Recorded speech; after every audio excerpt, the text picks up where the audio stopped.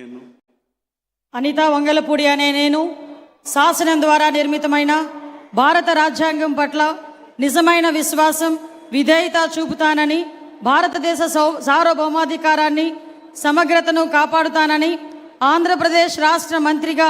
నా కర్తవ్యాలను శ్రద్ధతో అంతఃకరణ శుద్ధితో నిర్వహిస్తానని,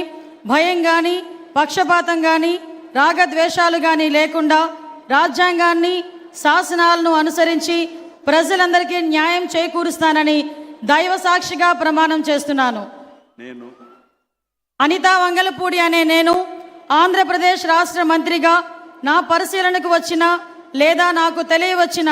ఏ విషయాన్ని నా కర్తవ్యాలను సక్రమంగా నిర్వహించేందుకు అవసరమైన మేరకు తప్ప ప్రత్యక్షంగా కానీ పరోక్షంగా కానీ ఏ వ్యక్తికి లేదా ఏ వ్యక్తులకు తెలియపరచనని లేదా వెల్లడించనని దైవ సాక్షిగా ప్రమాణం చేస్తున్నాను.